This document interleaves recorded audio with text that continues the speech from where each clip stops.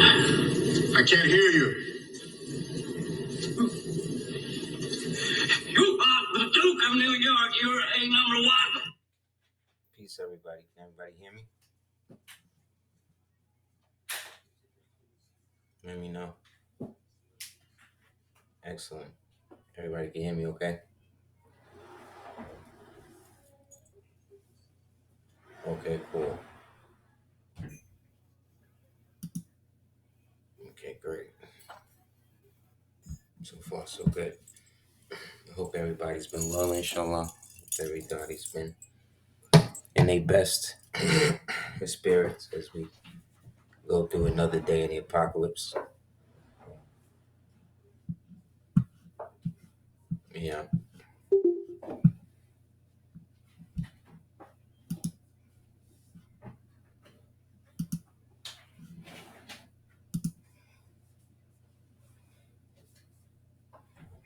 Islam, everybody can see.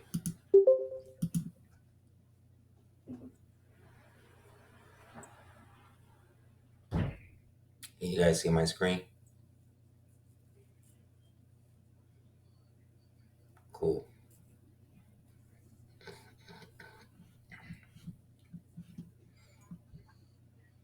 Islam. Okay. Anybody have any questions about anything before we get started?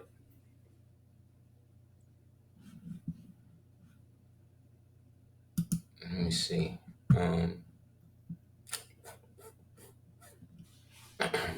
You see mine and somebody else's? Let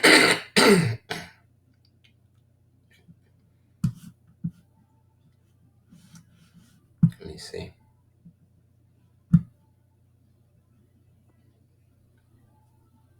Yeah, I had to shift. I'm shifting out of PayPal. I gotta set something else up. That's why I'm going straight on.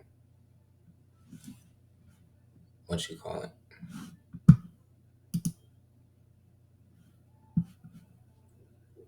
Yeah. Hey, brother CJ, can you turn your screen off? Thank you. Yeah. Thank you, Noble. I appreciate it. Yeah. Okay. So you guys can see the screen and my screen now, right?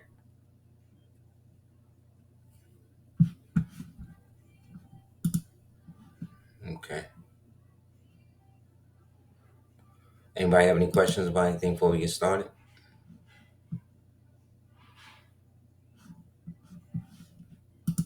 Brother said, what's up with the volcanoes going off?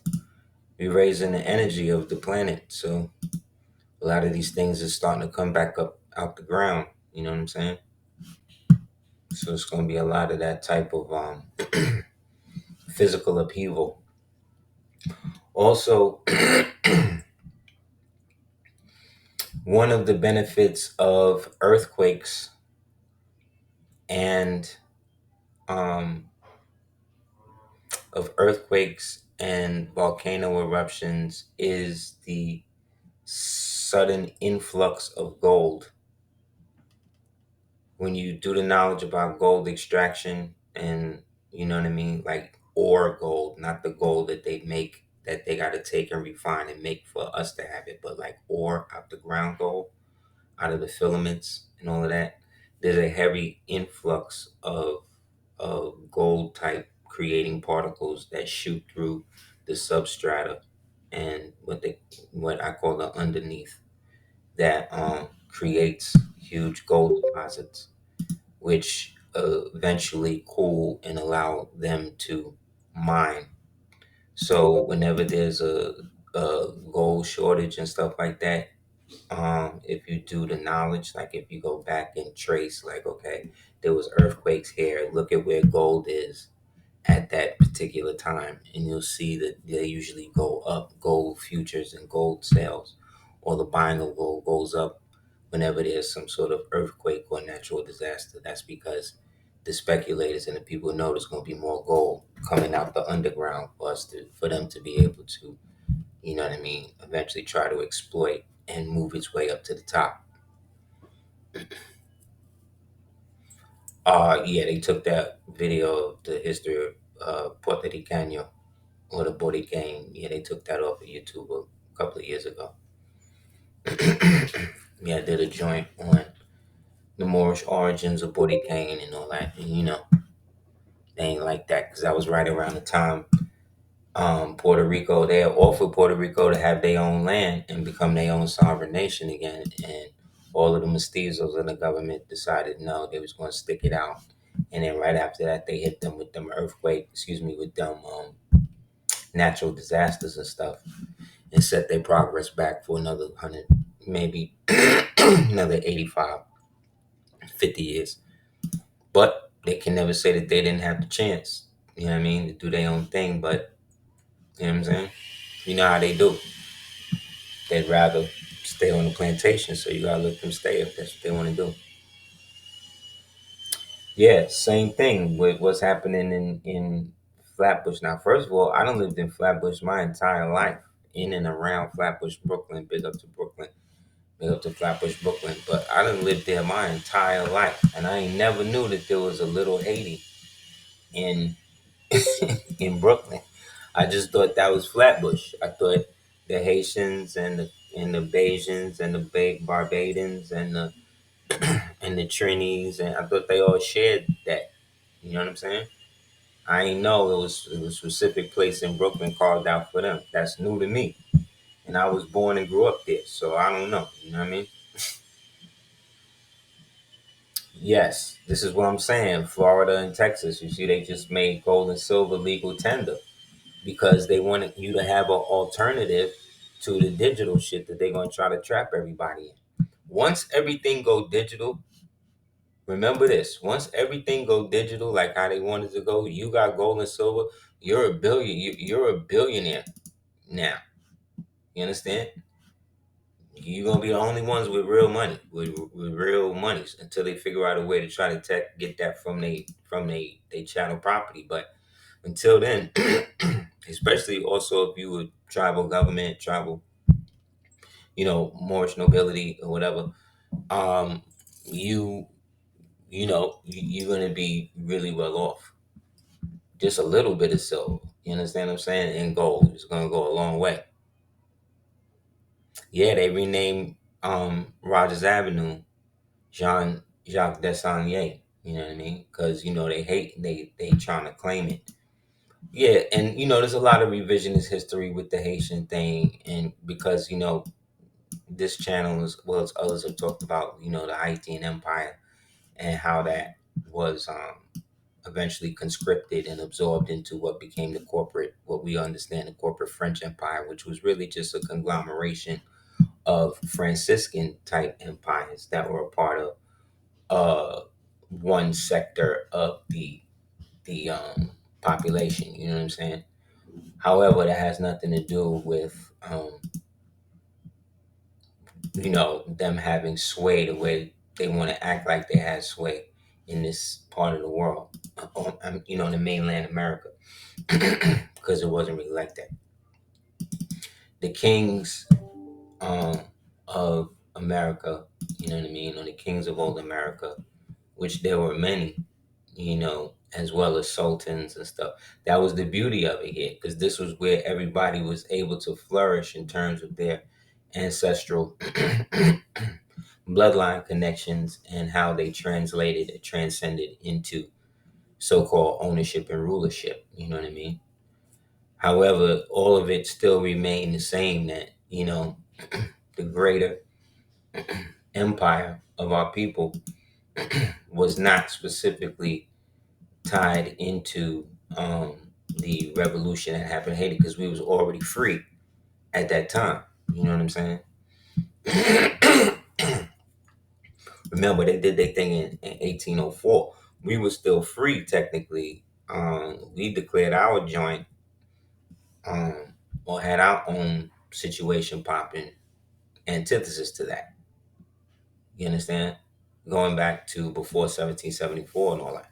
1774 to 1776 was the problem, is because that was when our people started to be absorbed into the what would become the United States, which at the time was just more like a newly illustrated version of the so-called Union, which was a grand compact of um, old British nobles who were now American born and their indentured servants, and then under them, their Slavic slaves.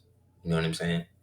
Who really had no rights at all, but were used to do that. And that was underwritten by the class that was in the so called North, which was actually the South back then.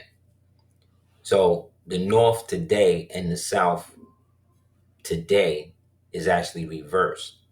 The South was actually at the top, the North is at the bottom, like it really is. So, as it was back then, they just used the reoriented geography to get us flipped out so we don't really see how the play went.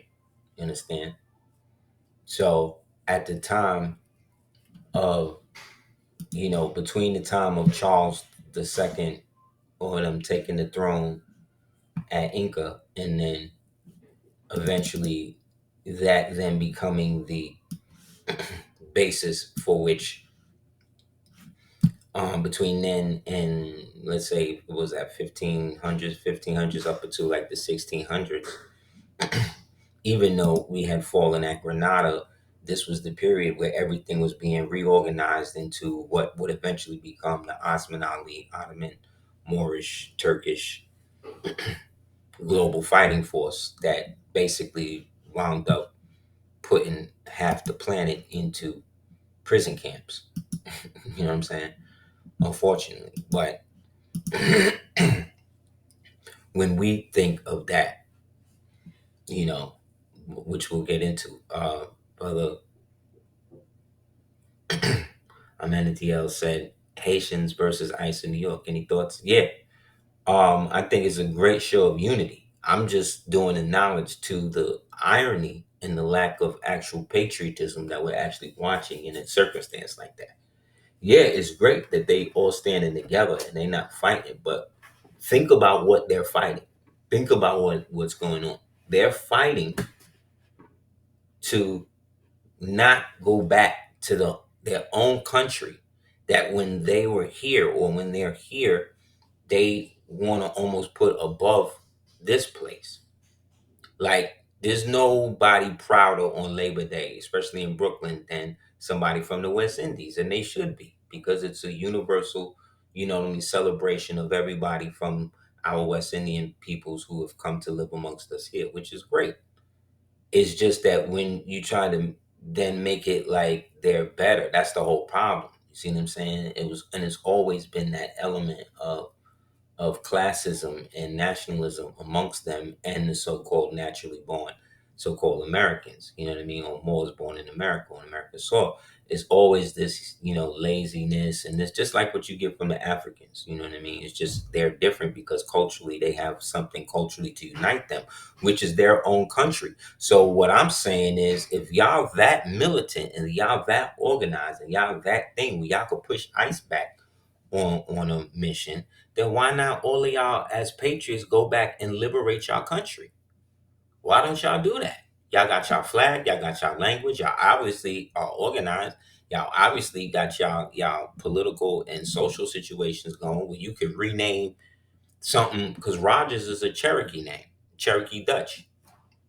You know what I'm saying? So if y'all could take Rogers, flip that into Desanya, and Desanya ain't never set foot on mainland America, much less Flatbush Rogers Avenue. Or you know what I'm saying? I'm saying, why don't y'all get that popping back at y'all in y'all nation? What the hell are y'all doing here? Why are you fighting to go back to the place that you saying is better than this? That you saying is the first to free everybody. That you saying is the reason why we was able to free ourselves here, even though we was free before y'all. We're not the ones that killed this Anye.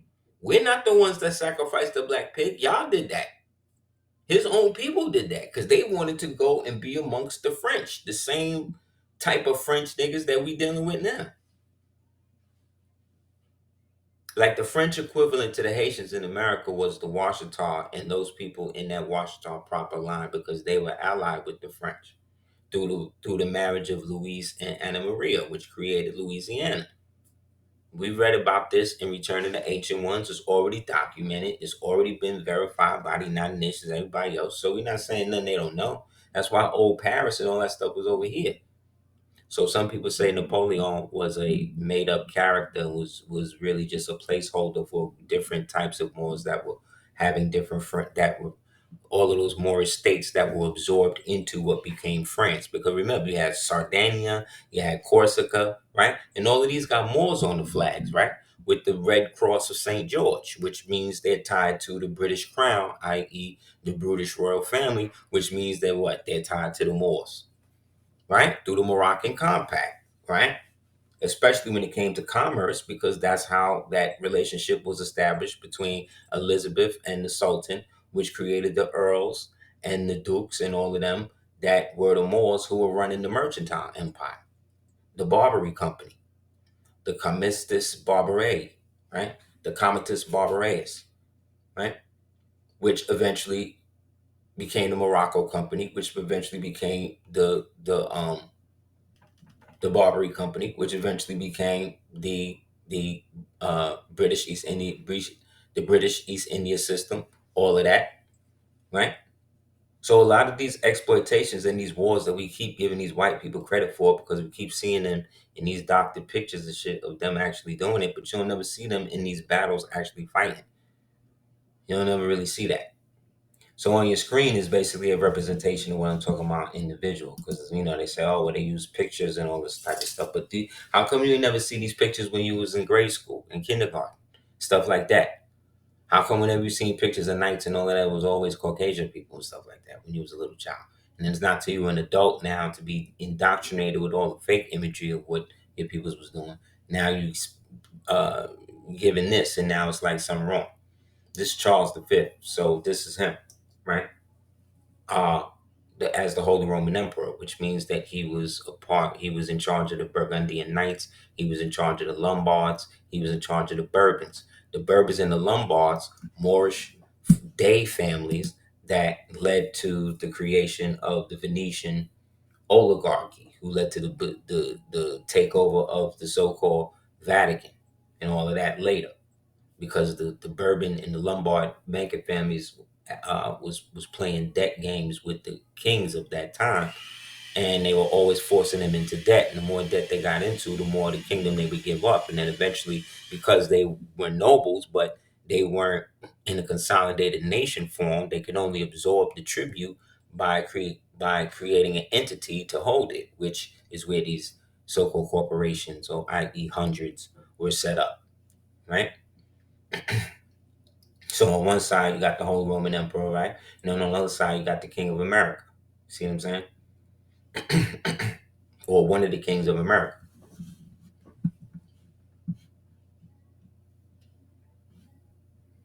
See the similarities, but you see the differences. See what I'm saying? Right. The ancients and the moderns, because we're talking about the transfer of title gen over over centuries. You know what I'm saying? The same holdings that existed at the time that Jerusalem and all that stuff fell is the same holdings that exist today. This is where all of this money and all this stuff is coming from because they're still associated with that. And thus the connection to the ancient world, because the ancient world is not as ancient as we think. You understand? They're using the same money, just recycling it between these two factions. You understand? So when they talk about the Europeans, right, versus the Moors, right, these Europeans who followed the pale nations of Europe, what made the nations pale was that they were pagans. You know what I'm saying? Pale, not just it, we always associated with being white, the white skin. What I'm saying is pale also meant that which was inferior. You understand? The inferior nature of the pagan gods, you know what I'm saying, made them pale.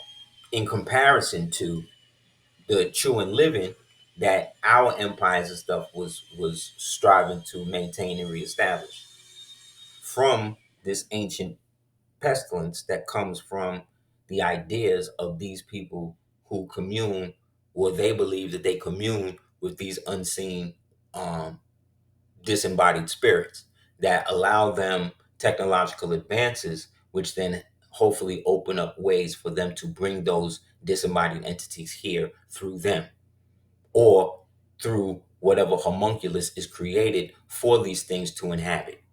That's why exorcism movies are still around. That's why demon movies are still around. That's why alien movies are still around. Because they're all the same thing. They're all the same people. And because the understanding of petrification was taken from the modern understanding of death and reanimation, we don't understand that it's possible for people to actually leapfrog through time. Like there's a bunch of billionaires, a billionaire, I forgot what thing he created, but he created something, whatever. He found out he got cancer. Right now, he's on cryo freeze in the cryo freeze chambers they got in Arizona. You can look it up. You know what I'm saying? So you have to understand the Turks were the Tex, just like the Meccans were the Mex, the mechanics. You understand? The people who knew how to recreate technology, reverse engineer it. You understand? That's what these types of peoples were. That's why the Germans were always more ahead of everybody else, because the Germans, again, were studying from the ancient Mayans and stuff due to their connection to them through the unification of Charles when he created the union and became a part of the family over here, or reunified the family over here under a European crown. You understand? So you could have a you could have a Moorish kingdom, right? But the crown, meaning the people responsible for maintaining it for those Moors, whatever, they could nominate different nations to do that for them as a manner of bringing those nations to heel, or bringing them under the structure that was established by these Moors, by these people. You understand?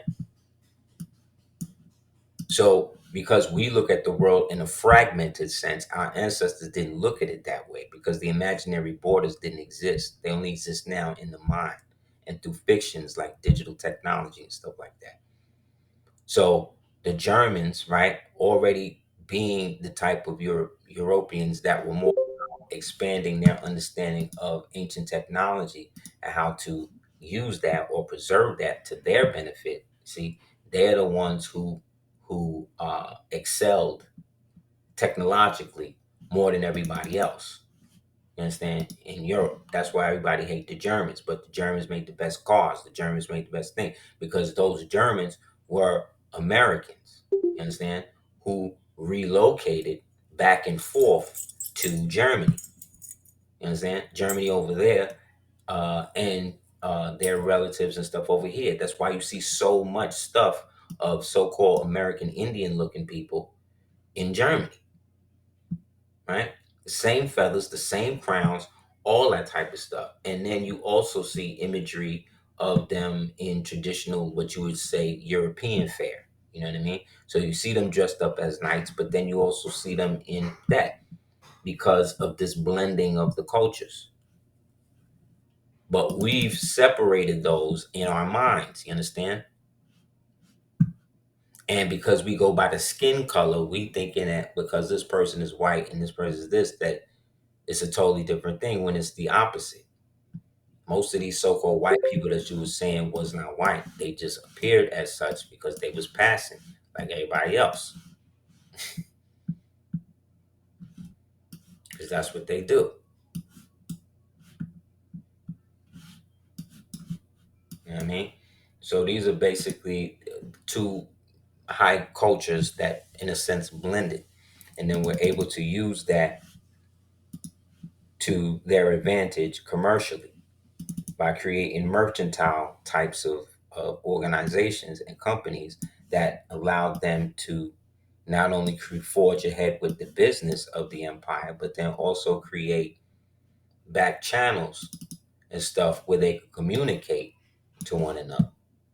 That's why when you go again to Bavaria, or you look at all of these old buildings and stuff, they all got images of so-called American Moors on the architecture, because these cities and these places was built in this unification of cultures that happened over succession of years.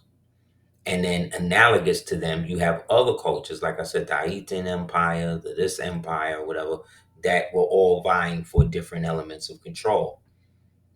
But the seat, like I said, was always set. That's why the dude on the right, who was we'll call the King of America, right? He's holding. Look at what the sister is. She's holding a map of the entire region, but she's pointing at the south because the south is actually the top, right? The north is actually the bottom. You dig? That's why the South had all the riches. But once the North started to mechanize itself and move towards that situation, that demonstration, they then started to outlaw the agrarian way of doing business. You know what I'm saying? We're gonna replace the slave labor with literal constructs that we done grown out the bog and stuff like that. See how that worked for us. And then once that worked to a certain degree, they decide, okay, well, now we're going to employ them as mercenaries and soldiers and what they call dogs of war or war dogs. And then this is how the class of Slavs started to be able to get raised up by different Moorish factions against one another. Because yes, Granada fell. That was horrible. Um, Everybody got somewhat dispersed for a little while, but then everybody started to reconsolidate themselves and then started to give the Spanish hell because the Spanish upset everybody's trade routes and trade situation by doing what they did. They messed up everybody money. You know what I'm saying? For pride and vanity. So everybody kind of rebelled and went against them. The only people they had with them was the Catholics. You know what I'm saying? And the Catholics at this time, they're being inundated and they're being um, infiltrated by Jesuits. That's outlawed in the territories of the Moors. So of course, and if they found to be that, they get executed and stuff on the spot.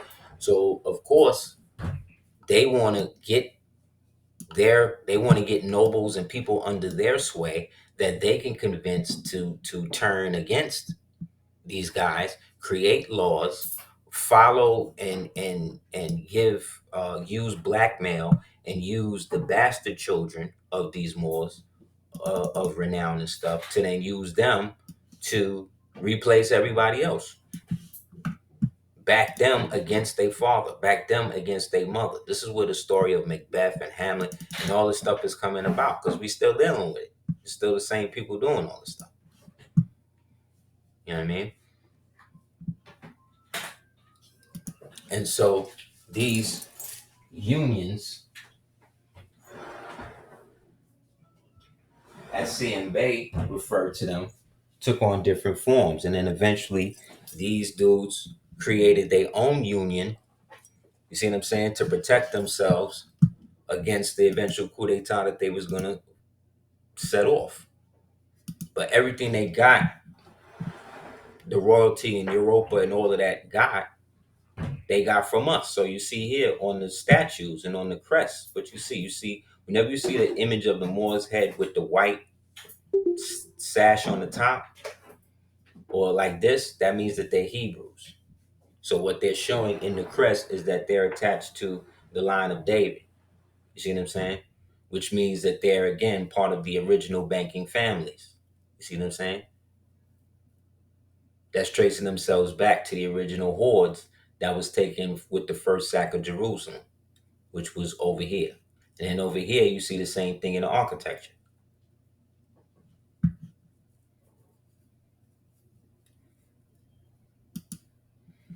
So we're thinking that is one thing and it's something else. Like another example of what I'm saying. Like this is the symbol on the Alfa Romero. You know what I mean?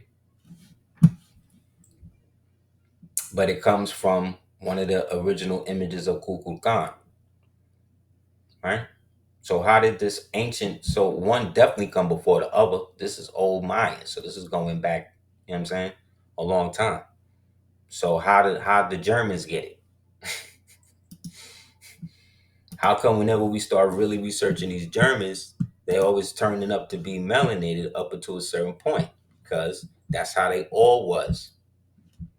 It wasn't about color like that. It was about bloodline and custom. The Hebrews, the Ibri, right? They weren't necessarily evil or bad, let's say, more than anybody else in the day. It's just that they had a specific, or we have a specific covenant, right, with the Father. Because remember, they already had land. They didn't have no land. They were dispossessed, but they went on the faith of their God that told them that they was going to receive the blessings if they did what it said. And as long as they followed the covenant, they be good. And every time they got in position to do something with it, they got it, built up a kingdom, and then immediately when shit get good, started going in and worshiping false idols and gods and all that. And then they get subjected to the rule of the Gentile. Who's the Gentile? Everybody that's not a part of any of those so-called 12, or that that mode of thinking. Everybody that's not typically Hebrew, meaning people that's not, also people that's not circumcised, right? So this is what they did to separate themselves from everybody else. Now, the land that they did and took to do this, right? That land was the land of so-called Canaan. Okay, Canaan, who's the son of Ham. Okay, this is now we're talking about biblical history now. So now I'm not giving you, let's say, literal history. I'm giving you the biblical components to what is manifested and people have used to steer history how they want. Okay, that's why we're talking about the land that was taken. So with the Canaanites, their land was taken from them because they were allegedly descendants of uh, Ham, but they were cursed because of Ham's transgression. So y'all know about this, right? Y'all know about the curse of Ham, or what they told you that is, right? Because this is what they used in law. They tried to transliterate this in law because they knew they were dealing with fictitious people, so they could acquire a certain degree of anonymity by creating laws that really only apply to people who let these terms and stuff apply to them. You understand? So this wasn't for everybody. That's why you could say, oh, all of these black people was enslaved and doing bad, but then at the same breath, you got all of these so-called melanated people with their own towns, their own planes, their own cars, their own oil wells, their own oil fields, and all of this at a time when we supposed to have not have nothing, because we always had something, because it was our house that they moved into incrementally. And then once it wasn't enough of the melanated ones to take over, they left they light skinned children, and they light skinned children brought their white slaves, right? Who they eventually married and then used them as stewards of the estates and the names. And this is where we get the old white money today. But a lot of those old white families, the Astors, they're all melanated. They just look white in these pictures. And because we color struck, right, we don't know that there was things called the black, there were organizations, right? Get the book, The Black Vein Society. And it talks all about the jurisdictional power that these so-called light-skinned brown bag societies had, where they was doing their own version of Yakub breeding to make sure that they kept breeding light skin into the family. So they would marry first cousins who was light skinned. But this also, because this was the trait that was being emulated by the new eugenicists like Darwin and Galton and the rest of these devils and Marx and these devils who started to implement this as if it was a real thing. And so they tried to follow through in real time with these horrific inbreeding practices. And The Galton family wound up being extinct. The what you call it family, all of the families that involved, the Darwins, the Galtons, and the other ones, they all extinct now. So anybody with them names now is just the people who was white decoys that's taking over the estate because they bred themselves out through insanity and inbreeding. Because that was the custom, right? That they was trying to emulate of the old pharaohs in them and the old so-called royalty priests. You understand? However, that's not what they was really. That's not what it was about. This is just what they've interpreted it as, based upon them being the stewards of something and retarding the professors that were actually set up, who was us, set up to teach them how to rule. So they've been doing all of this basically on autopilot, based on the little trick knowledge that they get. That's why the Freemasonic orders are so important in terms of how they maintain stability and control. Understand? So with the yeah, the Blue Vein societies, the Brown Paper Bag societies, the Jack and Jill Society, the Greeks, the Black Greek societies, right? The Boule. That's what all of this is. That's what all of this is. Because they all knew about the nationality that had been suppressed and was being suppressed. That's why the prophet was such a big thing. That's why how is it that W.E.B. Du Bois was talking all of this crap about Garvey, but he never talked about the prophet? And the prophet was around. You understand what I'm saying? Well, y'all don't think about that? How come Booker T. Washington? How come none of these niggas was talking about the prophet like that? How come you only get like inferences from clippings and interviews and stuff from people who may have been around at the first temple and all that? But how come you don't ever hear nothing about that? But you see all of this stuff about Hoover, all of the stuff, all the people who was around the prophet at the time, who was contemporaries of the prophet at the time, you see in real time in TV shorts and serials and all this other type of stuff. But you'll never see him. Why is that? How come none of these niggas never talked about it? Why? They ain't want you to know about that. So anything they don't want you to know about is something that you need to know about. And then when you get further and then you start reading about, okay, the Atumanguan, the Atamis, okay, what about the people who are Atamis and Atumanguan languages and stuff they speak it today? Those are the people who were made to speak all of that stuff today, and were given chicken versions of that culture by those Jesuit missionaries that went out there. And after the expulsion of the real Moors, the real people, the real Mayak, the real melanated people, after the Spanish American War, after the Mestizo Revolution, right? They go up in there and let them people reside there. And then they give them aspects of what they're telling them that old culture is. That's what all of them schools that they were sending all of these Indians and these people to was for. Mass re-education. Why they doing that? They got the white people that they done took the towns and the cities from us. That's basically horse and wagon. They don't have no technology. So they bring out the movie theater, the ISIS theaters, put all these niggas in the ISIS theaters, then they start watching all of the propaganda now that they giving all of these places that's now being dug out and repurposed and acting like they built it, and these people just taking it. Then they making images of us looking like jungles out the looking like animals out the jungle and all this stuff. Meanwhile, our military is controlling the entire world against this.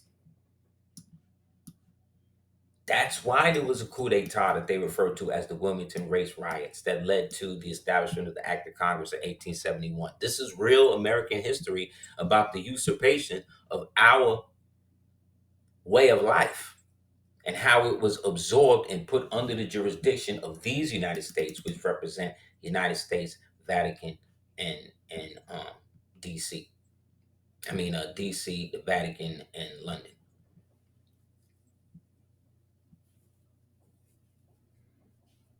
This is why the history is so slanted. This is why we have to accept what they tell us happened with it, so that way we don't get caught up in all of this. Because then when you start really getting into the ancient Ottoman languages, this corresponds with what Barry Fell was talking about in America BC, when he talked about all of the old mosques and the ancient Moorish cities of learning that they found all throughout what they call the Pueblos and all of that.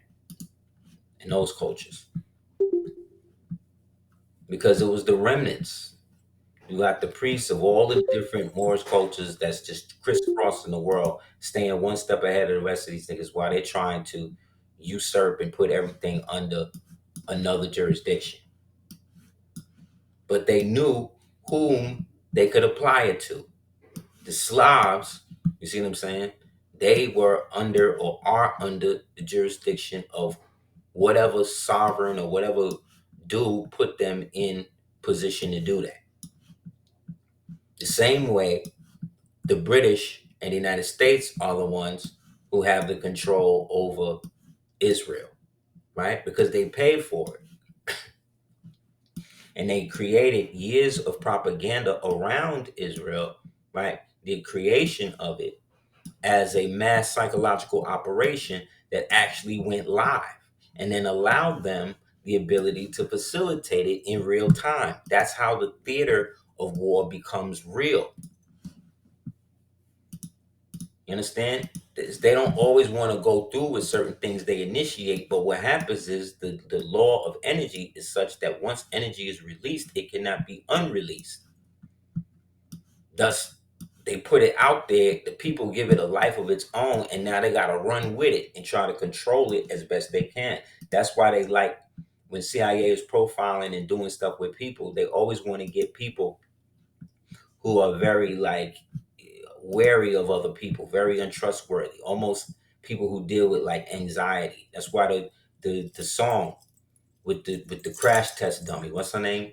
Doichi is so big right now because they're trying to push anxiety because they want to pull more people into the fold because of all of the stress that's happening, the people waking up to what's happening. So now they actually got to do stuff. So now they actually got to do stuff to create a means where people actually have some sort of faith in the system. So to do that, you got to show how messed up the system is. And that's what they've been doing. You understand? It couldn't continue along the lines it was doing because under a Kamala situation, right, they would have had to then push it to the limit of where they was going to take it with Hillary. But a lot of these niggas still like Earth the way that it is. You understand? A lot of these guys still like having the ability to lord over people with their money. In the new world, the world that they want, you're not going to be able to do that. And you got to have people that's loyal to you in this new world who understand money, how people understand influence and power the way they do in the old world. How you going to do that? They hit an EMP down. No matter how far down you think you are, unless it's built by us or one of the people who came from us, the generator go out, what's going to happen? You fool. That same military you got there down there protecting you for the next 30, 50 years, what's the obligation for them to do that? There's no structure. So you either going to have robots, you're going to have some sort of cyborgs down there with you, or you're going to have some sort of programmed embryo type that is automatically bred to associate with a certain aspect of the hierarchy society that you want to establish. So you do the gene editing from the before the insemination. So that way when it comes out and it wants to be an astronaut or something, it doesn't even want to do that. If it's bred to just become a postman, then it's going to think that being a postman is the best thing in the world. There's nothing better than being a postman for them, and that's it. And they look at anybody that's not a postman almost like, why would you want to do anything else? This is how they want to do it. You understand?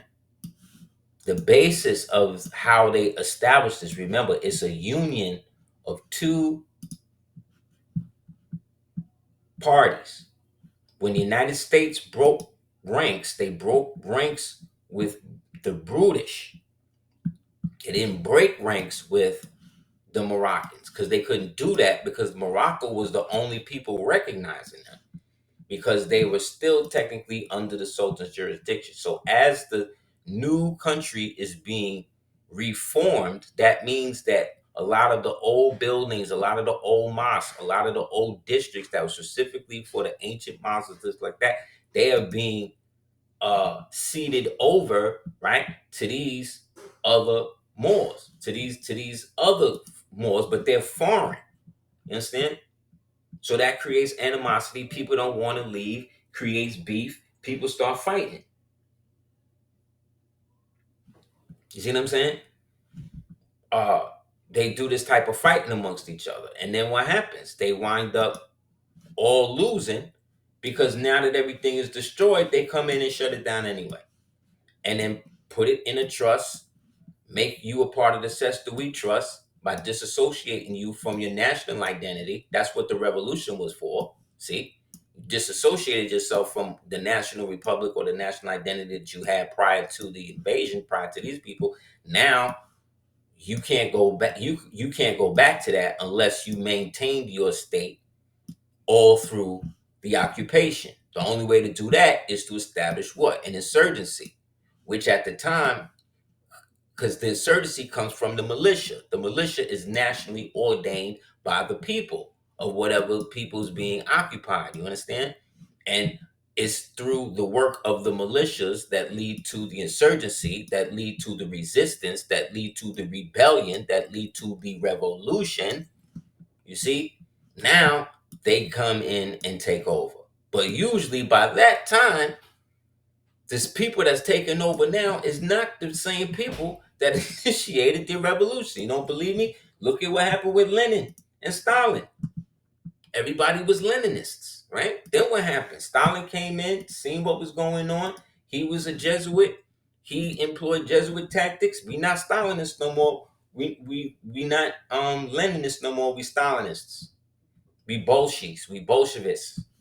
See what I'm saying? So when the white boys, when you hear the white liberal hippies, and they use the term, they say, "Oh, that's my Bolshevik. That's my Bolshevik boy." This is them, because the Bolsheviks, they were the homosexual kill death squads again that were all under the jurisdiction of the main warlock at that time, who was what's his name, Rasputin, who was controlling the royal family, or at least the decoy one. And they used him to destroy the monarchy. Once the country of origin destroys its own imperial monarchy, its own people that was put there by its own people, they now can only become a republic. Very few people, very few countries that go from monarchies, imperialist monarchies, actually go back to them after they've been usurped, just like here in America. You understand what I'm saying? So, in order for them all to cover their ass, they had to spread the titles around. They had to make sure that everybody knew or could eventually get their titles back.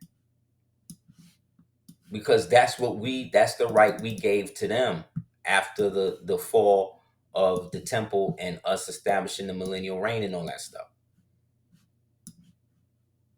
They got their titles back at 1492. That's why they had enough money to buy the title to the kingdom and then reorganize themselves. Instead of Romans, they reorganized themselves as Spaniards. Because remember, there was no Spain in 1492. It was only Castile and Aragon, who were two families. They were not states. They were two families that agreed to go into a universal compact business by doing exactly what I said, fighting for the right to practice their version of Islam, which to them was a form of Nestorian Christianism.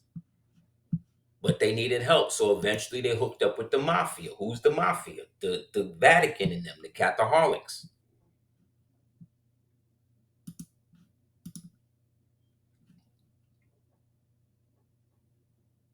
See what I mean? Where's the gold mines in London? Where's the gold mines in France? There's none there. There's none there. You think they only getting it from Africa? But I just showed you a frame that the southern portion of America is Africa. And I just watched the thing where Africa's saying that's not even what we call ourselves. Continental Africans don't refer to themselves as being Africans. That's only a word construct, a spell that comes over you when you come here. Because here they make you go against the natural landlord, the natural sway. But we're the ones with the most sway in the country. No, but nothing in the country run if we don't run it. Because that's how it's always been. These people never taught you how to do nothing. You just forgot how to do everything. You know what I'm saying?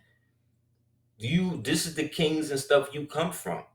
To the point where this guy, Shango Macho, one of the old kings of America, he's God. He's a god now. People worship him in Latin America. The same mestizo, dark skin hating people worship all of the orishas and stuff that look exactly like you. Look exactly like you. Wearing fezzes and turbans and everything. Why? Because again, we become gods to these people when we're died, when we're out of here.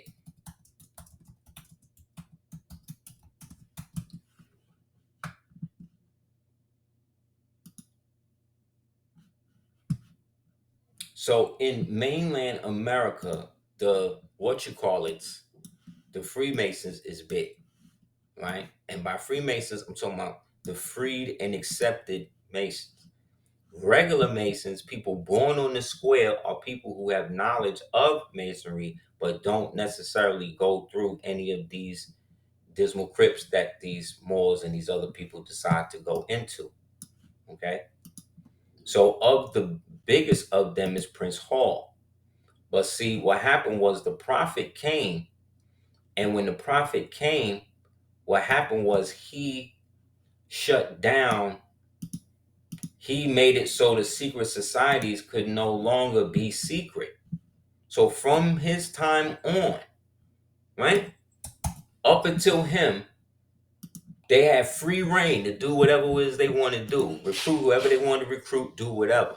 When he came, he shut down their anonymity. The veil slowly started to lift, and then what happened was you start hearing and seeing it pop up in mainstream society. Like it was always there, but it became more prevalent. People started to do the knowledge, but now as Moors, we didn't have to receive information that way because now we were naturally right on the square so long as we took off the marks, right, of the beast, right? The beast being the man, whose number is 666, 6 protons, 6 electrons, 6 neutrons, right? Which is the foundation of what? Melanin. So the beast is who? The original man when he is in his fallen state. Islam, y'all got all that, right? So civilization at this point is segregated. Everybody is segregated to their own little communities, so nobody know what their other communities going with. But we are connected globally still through the merchant marines, through the all of that, right? And so the U.S. has, in a sense, two things. The army is tied to the republic, the continental forces, us. In order to do that, you have to have us, right? Okay it somehow. But the factor, the people who are making the agreements and stuff, these things, they are what you call it. They are citizens of the U.S. This is the compact. This is the eagle working for the pyramid. We're under the pyramid. They're under the eagle. You understand?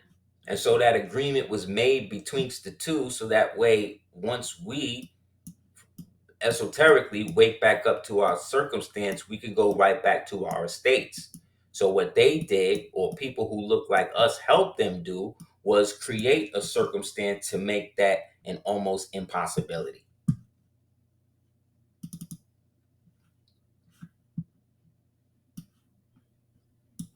Remember, slavery itself was a huge enterprise, but it had nothing necessarily to do because the very basis of it, once black so-called Africans or imported Africans or enslaved people started to come into the fray, right? They started getting like insured and stuff. That's when it was a big thing.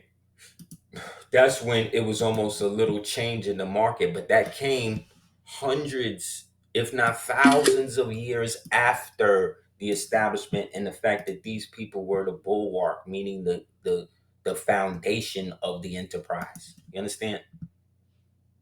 So the little money that they was making off the imported prisoners of war and the repurposed so-called Negroes that they had mind wiped and stuff like that was pittance to what we had been making, and at the time was still making on top of them. You understand? So in order for them to have the ability to have the world they had now, how you think they would do it? They did it the way that you seen it in the 10 years a slave. That dude was free. He had his own land.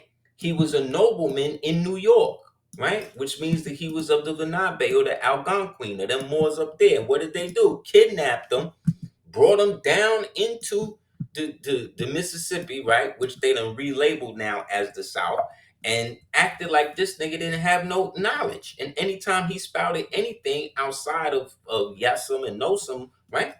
They would beat him and go crazy. Meanwhile, the so-called slaves is looking at him like, how you know all this? And he telling them, yo, I live in a thing and I got a mansion, and they looking at him like he crazy.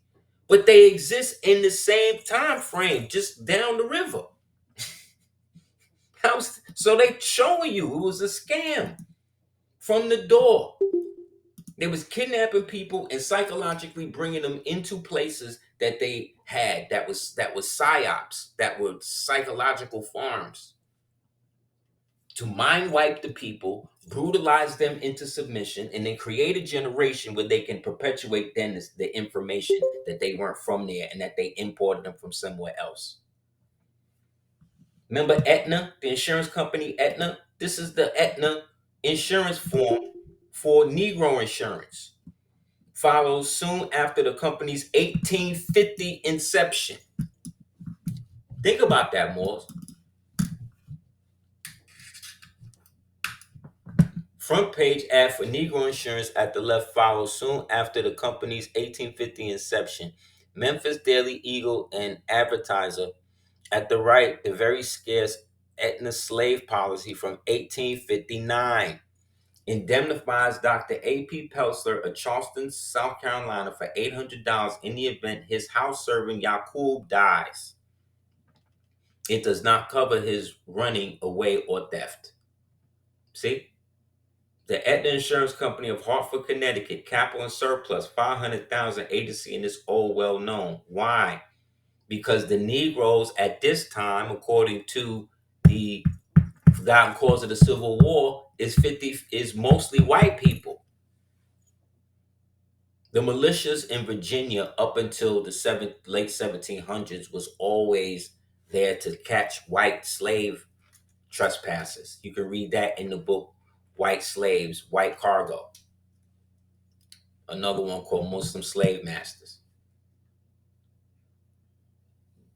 So when you see those movies and they was throwing niggas over the boat, that would happen when they would realize they wasn't going to make enough based upon that. So they really wasn't trying to do that. Also, the people weren't going to be on the boat that long. They needed the boats empty per se, so that way they could move it. They could move them because they was kidnapping people up and down the river, where the prophet said that the Europeans saw us at. But they labeled the river the Atlantic Ocean. So when they say they shipped you down the river, or you got shipped down the river, they sending you to Greenville, because that's your first dock into the United States Corporation as chattel at this time. Because they was running out of money. They didn't have enough money, so they had to start kidnapping Moors and holding them for ransom. That's what this was. And then they turned that into an institution.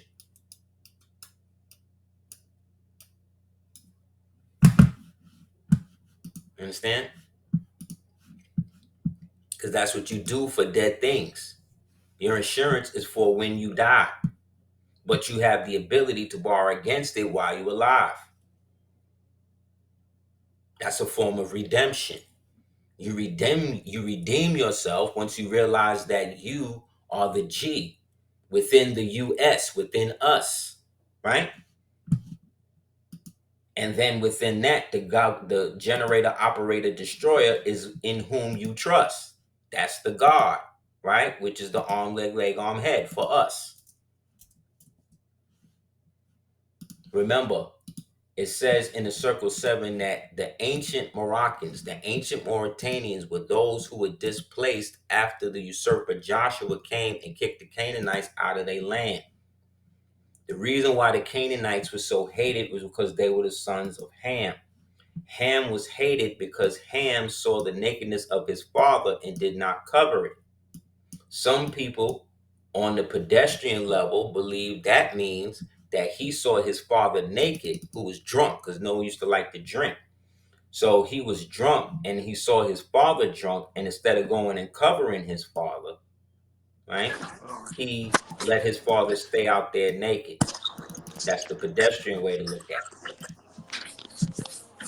Father, seeing his father in his nakedness, actually is him, Ham, coming in and having sex with his father's wife, which produced Canaan, which then led to the curse that Canaan held. You understand? According to their story. This is their story now, but I'm trying to get it straight for you so you understand how this works. So Ham was cursed because he laid with his father's wife and had a baby. That baby came out as Canaan. Thus, Canaan was cursed. See what I'm saying? Because he went into the nakedness of his father. The nakedness of his father is his father's wife, who technically, if I'm not mistaken, is his mom's. You see? So what happens when you breed the insanity into the family? What happens? The consanguinity into the family. Because remember, Noah is trying to create a whole new society for himself, according to the laws that Allah gave him. So his seed is supposed to be the seed that the so-called new humanity is done. They're free from that Nephilitic genetics that allegedly was wiped out with the flood. But now, see, it's back. So he gets kicked out. And Canaan and them go and back, dig out the old cities or whatever, and then repurpose them and then do what everybody do.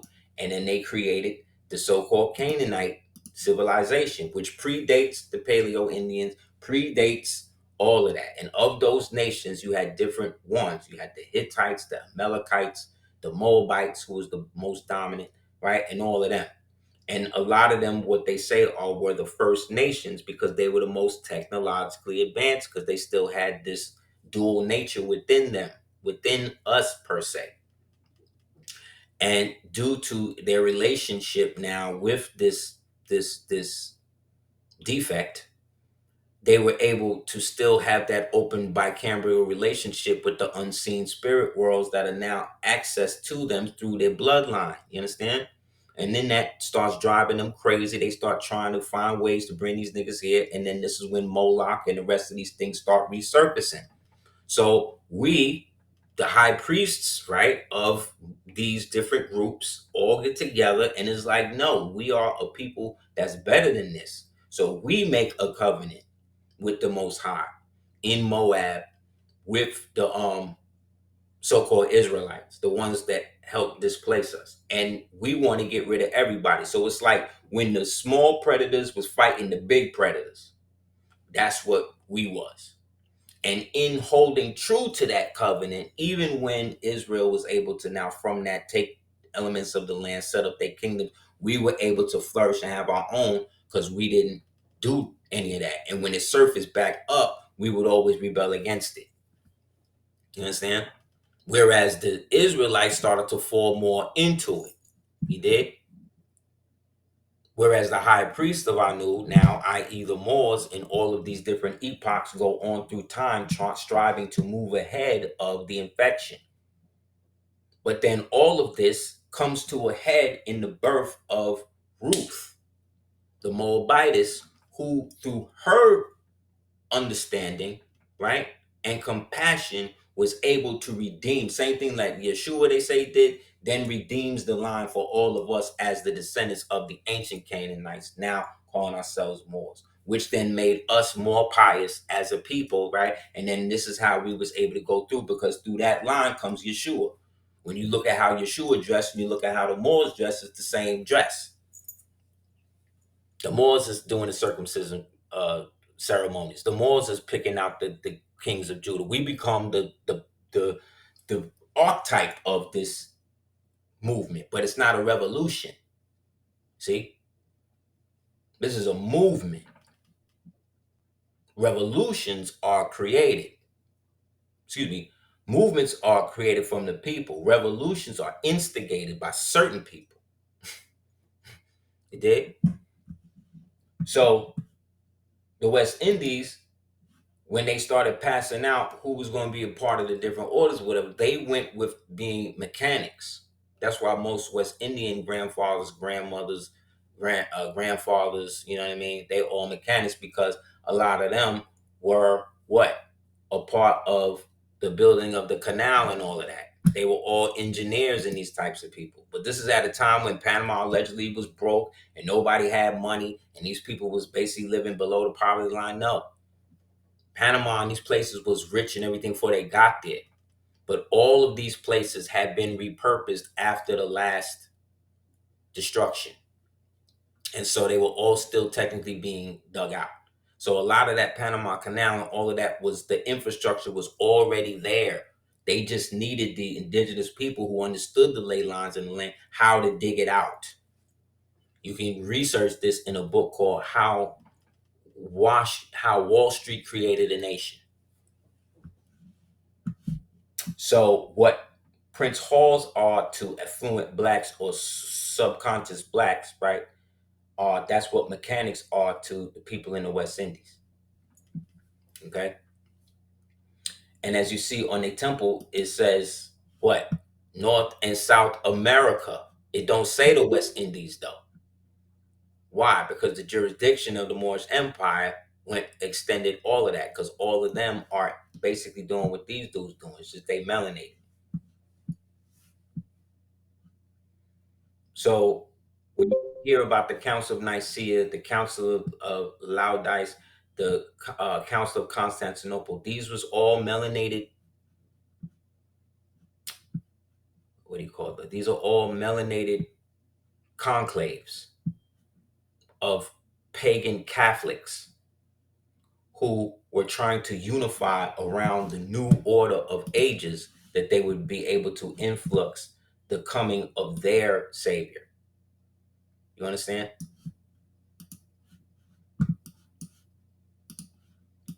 They're mechanics, because like I said, the Moors were the first mechanized empire, modern empire on earth. And through the Moorish Osmanli Empire, they were able to restructure all of basically the earth. It wasn't until, again, the British that had now reorganized themselves after the defunct of the British East India Company, right? Now we're talking 1900s now. This is the new British. This is now the white decoy people running stuff. The age of new imperialism, were all of the black nobles from the European families that went into uh, Africa and eventually became a part of those cultures. People like Idi Amin and these type of people who actually have European roots, you see, they were doing that. So by the time we get to Germany, right, um, their expansion, they already see the writing on the wall. And now the Thule Society, the Black Sun Society, they start funding um, rallies and stuff to basically separate themselves from the Weimar people, who were the degenerate Ashkenazims who were being used to destroy, to basically do what they did to American culture at the start of the Biden presidency, to degenerate it to such a degree that there's really nothing of the culture really left. You understand? That was their goal. And they were able to be slowed down, at least over here, for a little while. We'll see how long that lasts. But that's essentially how they set it up. So after, like I said, the repurposing of all of these buildings and all this stuff happens, this is when they start instituting all of this into play. And they reactivated the daughters of the American Revolution. Okay.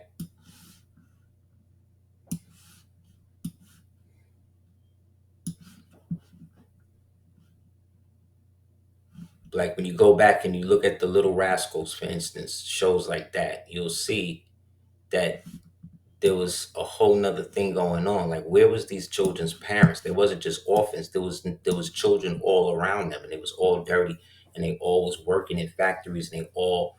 One of them, one time I watched one, the little kid had like a cigar, and he sounded like an old man. Like these, you know what I'm saying? They was dealing with a whole different situation, and a lot of these things, a lot of these people weren't human. It was the way that you and I are, and they were marketed as a means of production, I think. And they started to be repurposed. And then that's when the missionary orders and all of these orders and stuff started. Big up to Brother Abdullah. He posted this on his thing. I was on his show the other day. Uh,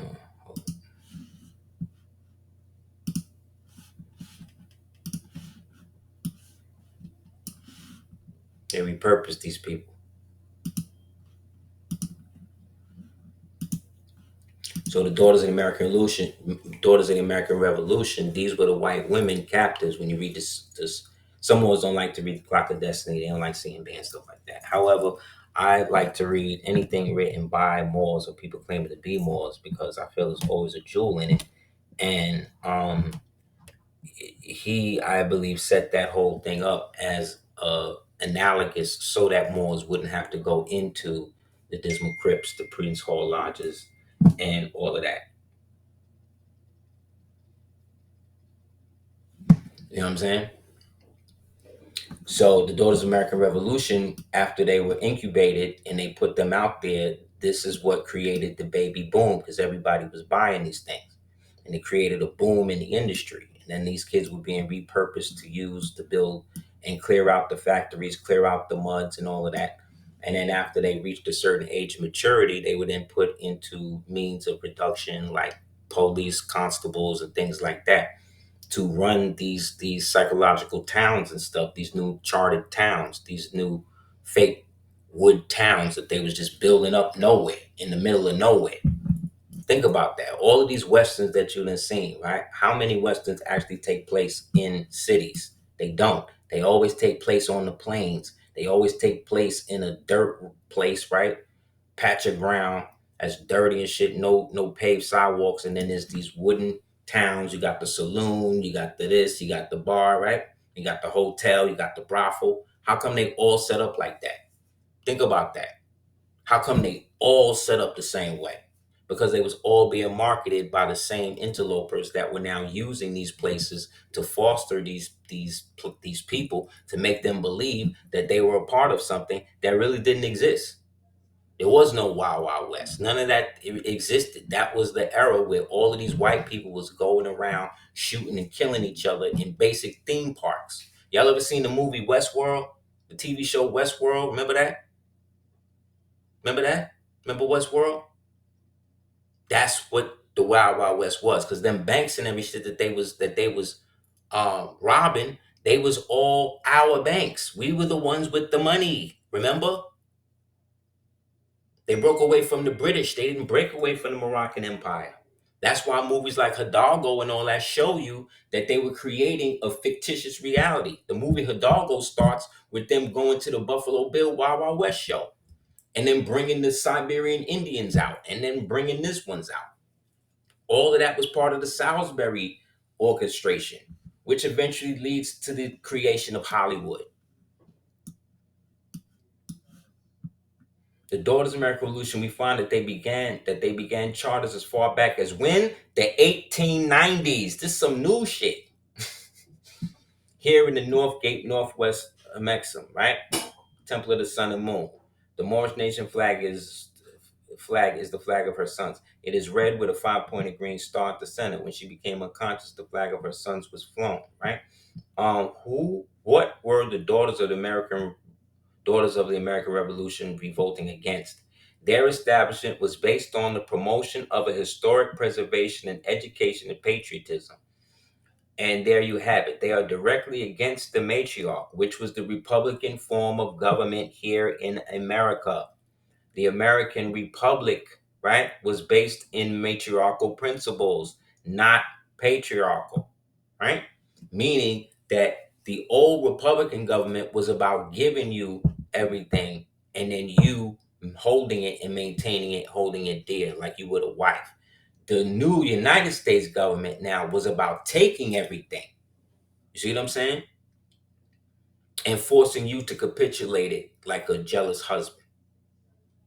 So these daughters of the American Revolution were used, like I said, as the white slave harem peoples to be able to sway these Moors, create these different types of races that would then be used eventually against these Moors. And when did it start? 1890. Understand? What is this? When was the incubator babies and all that stuff? 1908. So almost 11, 10 years, right after they founded this thing. Now you get all of these babies. Now white women are the one. Who was the people running? Thank you, thank you. Who was the people? Okay, thank you.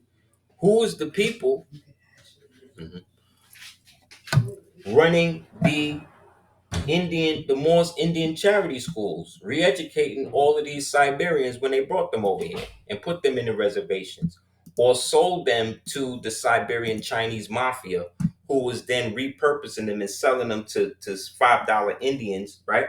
To then create the same Siberian people that we seeing today, phenotypically, I mean, and then using them to usurp the original people who were the so-called Tasalagi and all of that, replace them with the Cherokees, and then put them under a false designation of under outside a reservation under the designation Negro.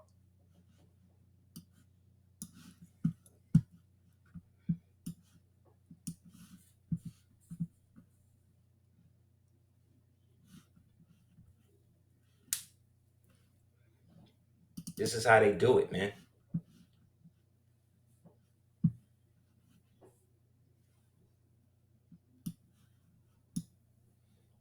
They just got you thinking slave is synonymous with being black. Now read this from the perspective of it being told to the so-called white settlers and those people who are there under pseudo government protection, because if not, they would be killed by the original peoples that were still there and the renegade Siberian Indians that's not going along with the program.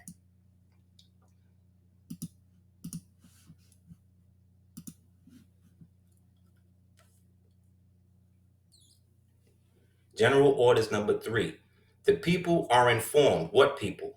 Are informed in accordance with a proclamation from the executive of the United States.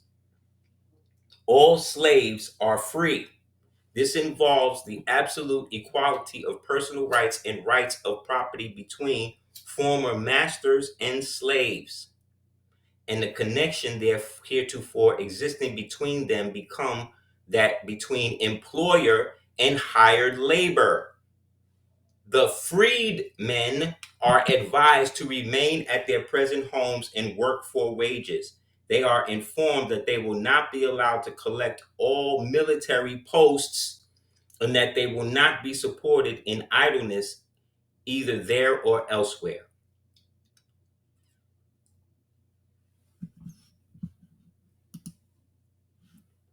Did you see the word Negro in that? Did you see the word African American in that anywhere?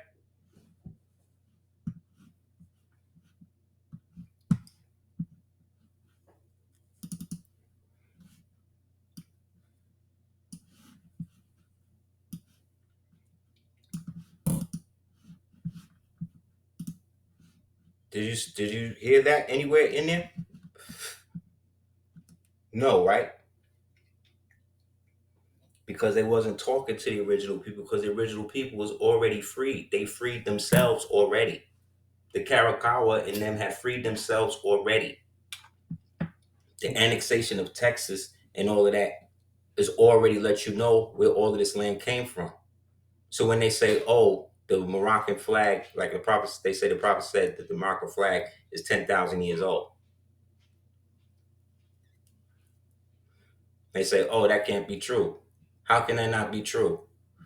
You mean to tell me they done found DNA from an original man in South Carolina for his one family, patrilineal, to go back over 385,000 years? And you mean to tell me between 385,000 years and that man's DNA in South Carolina, nobody in South Carolina, no clan outside of North Carolina or in that area ever had a red flag that represent them?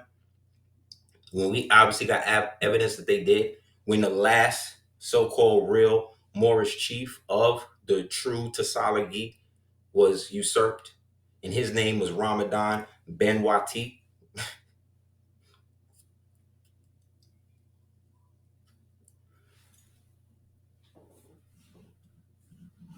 Come on, man.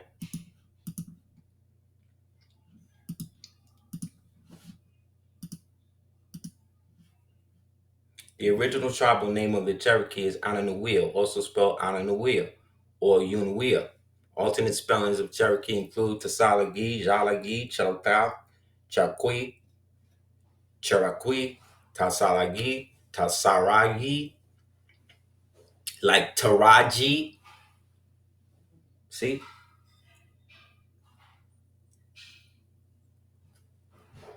Or Portogi, which is what the Melungeon Moors and the Appalachians was referred to, because they was all original Portuguese Moors.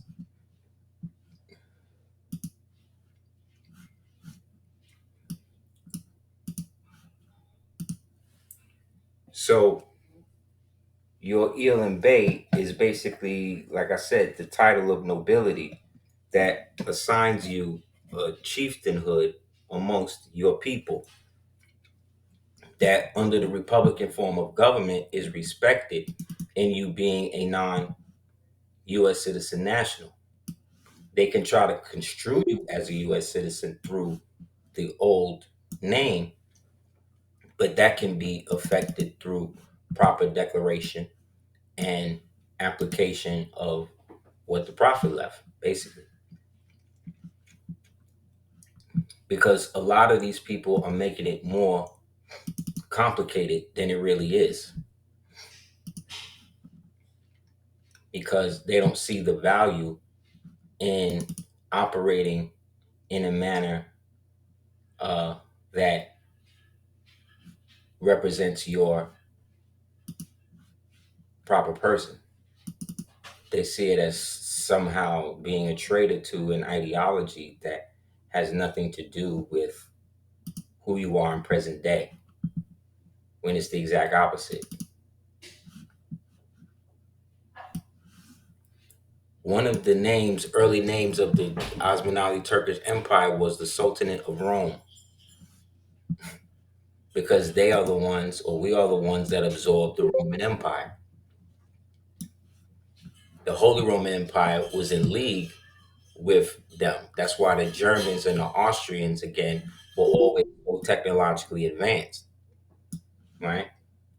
But they started to, again, be infiltrated and broken down from the inside, and then started to supply uh, arms and stuff to the enemy, and then started taking prisoners of war, Muslims, and putting them into slavery.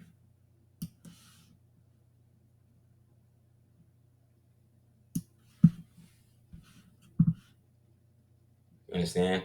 So in the time that they started to replace the black monarchies, they started to do to them over there what they was doing to us over here.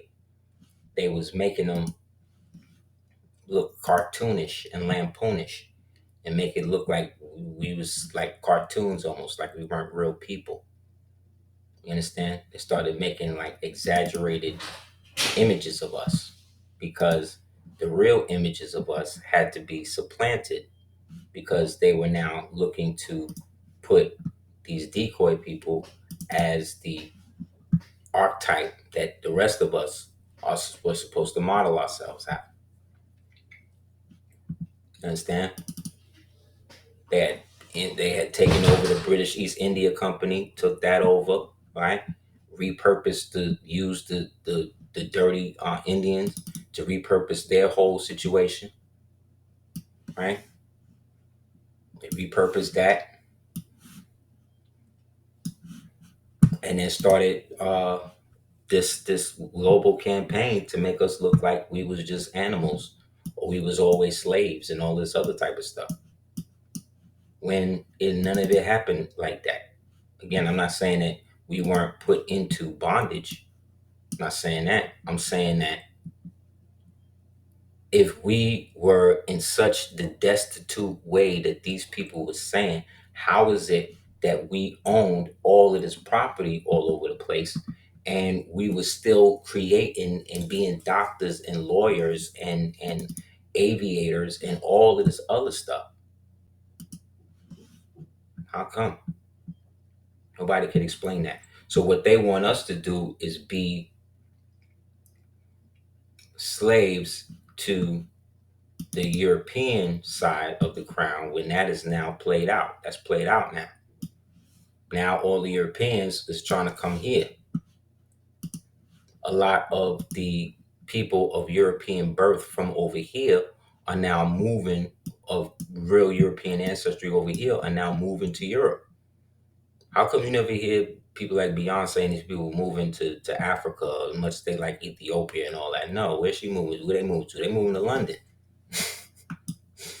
You know what I'm saying? Because ancestrally, that's where these people are from. They're really, you know what I mean, from there. And it's not a problem if you're from there. It's just that they want to always put us under somebody else when it's really them marrying into our families. Understand?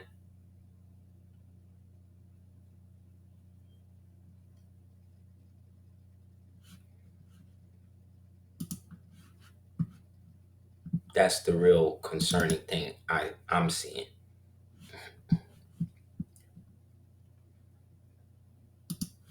So just like Esau and them, Esau, who's the red bone, was born and then he wound up taking his brother's thing. But because we live amongst white people, we want to always take it from that perspective. So we want to use the scripture stuff, but then we want to always put like white people was around during the times of David. Like, and again, I'm not trying to diss white people in a modern sense. I'm just saying that the people that you're speaking of in the Bible was not Arabs. They was not none of that until way later. Way later. That's all I'm saying. And I mean like literally 1900s later. Just because you dress up like Henry VIII and just because you could recite Shakespeare so well and stuff don't mean that they was melon, that they was white people the way you want me to say that they are. Because they weren't.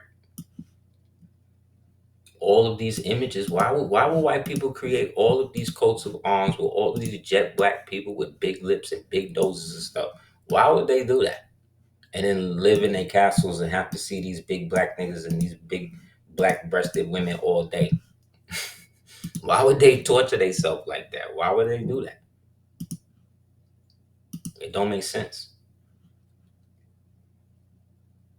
Why would they do that? So there's a white Mormon French family today. This is their crest. So what does that mean? That means that they took over these people family, took over these people house. That's all. It's not that deep. These people in ancient times had to be melanated people. The Europeans that the prophet said saw Moors living up and down the Mississippi River look like this. It was not Caucasian people in mass. There was Caucasian people with them. I mean, you know, what you call the prisoners, Slavs, slaves with them, but that wasn't them. They wasn't running nothing. You know what I'm saying? Like I said, even when they broke away from the British, they wasn't breaking away from the Moorish Empire. They wasn't going to do that because then they would have nothing. They would have no recognition from nobody. So they gotta perpetually uh, re-ratify, recertify the relationship between America and Morocco. That's why they was glad when they was able to set up the kingdom in 1956, because it gave them a geographic location to affix a pseudo address to. But even that address, post office and stuff for them was originally established by the French, because there was no Morocco in 1955. That was French Morocco. That was a whole protectorate republic thing that had been left over. That was one of the relics that was left over from the last war.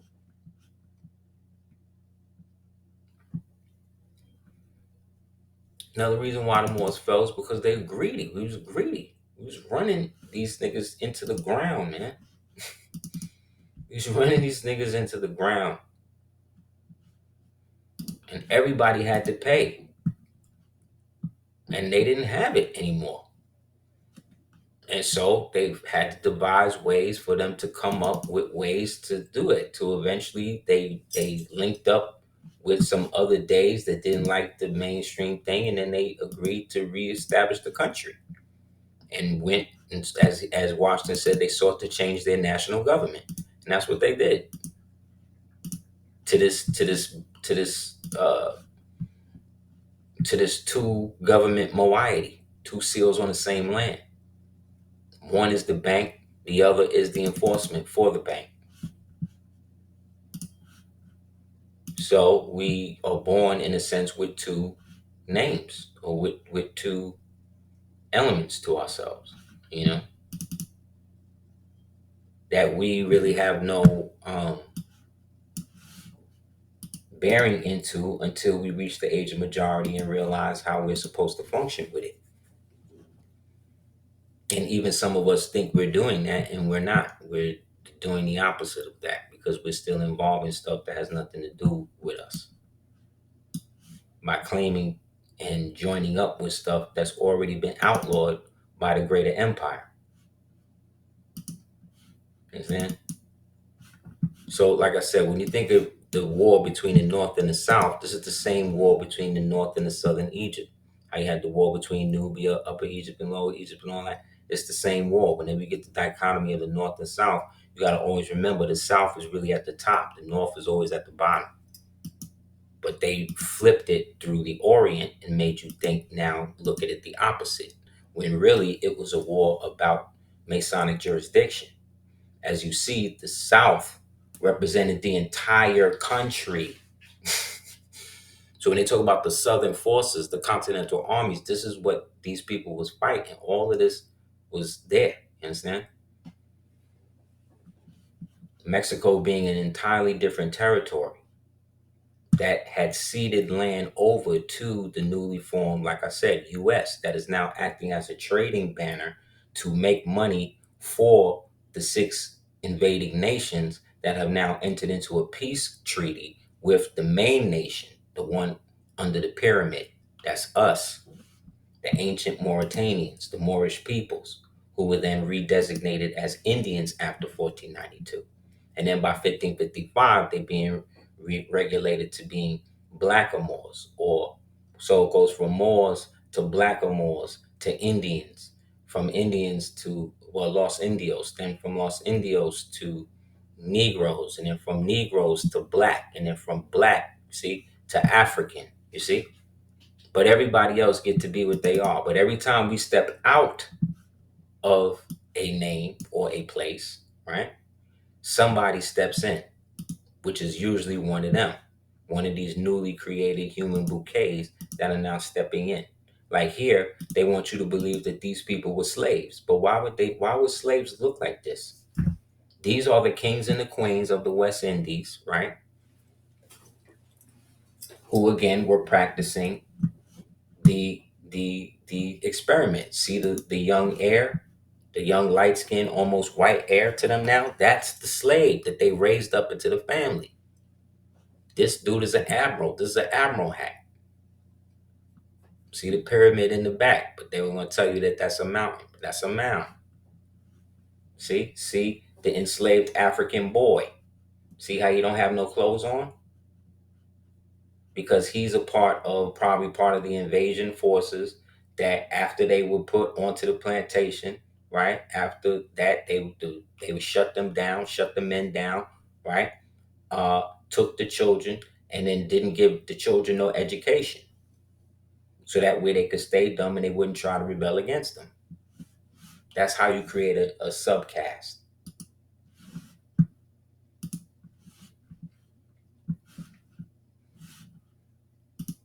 See what I'm saying?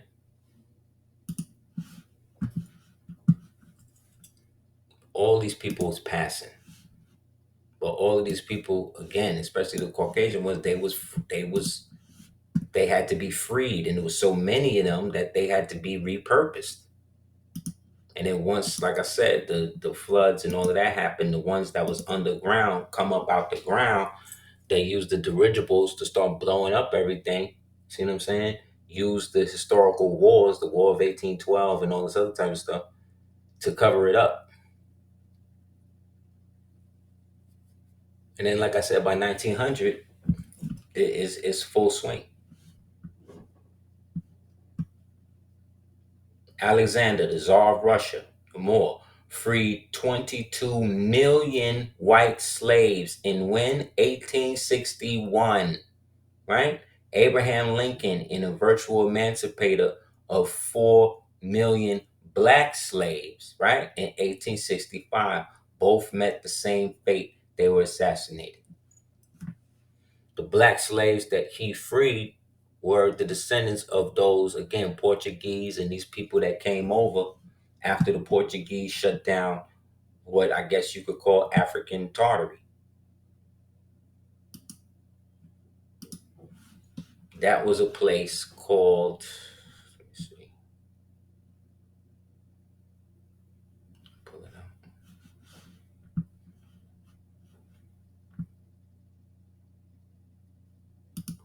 I'll show you this first. So you and I, as Amarakuans, right, or the Amaru, or whatever you want to say, we are the remnant of all of this conflict that has reconciled itself back to its original station. That's really why the need or understanding the Moorish Empire is so important, because it lets you gel or coalesce all of these various fighting ideologies when they're really just one thing. Our empire was fractured, and it happened from the inside. And once something breaks from the inside, it's hard to put it back together from the outside.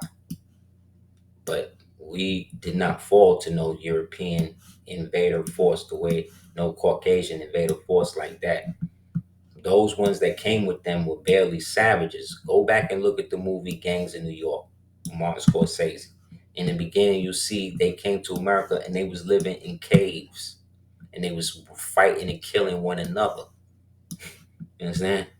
They ain't have nothing to do with the rest of us like that. And then they used them fresh off the boat, fresh off of being freed by the Tsar, to come over here, fight in the fake civil war, civil servant war, to displace all of us, basically, and then put the southern jurisdictions under the new Jesuit backed, Kabbalist, satanic Jew backed um, agenda that we in now. Babylon, mystery Babylon that we in now.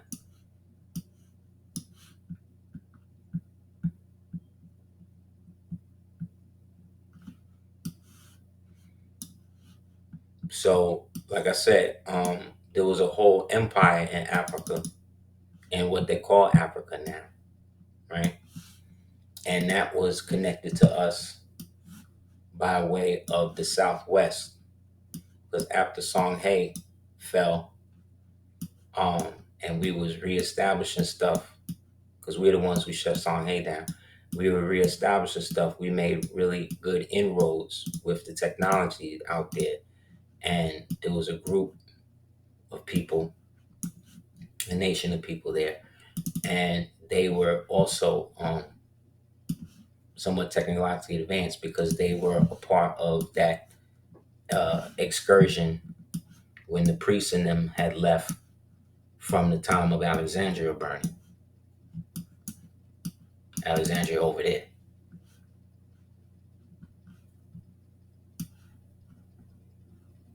So there were Bantu people that, again, had trading and that also. But what made them specifically thing was that they wasn't Muslim. They were Muslim in the sense that they were practicing their old religion, but they weren't like Muslims. But they dressed in Moorish and Muslim habit as well as their indigenous way of doing. That was called the Kingdom of Mutapa. See, there's that mo in it.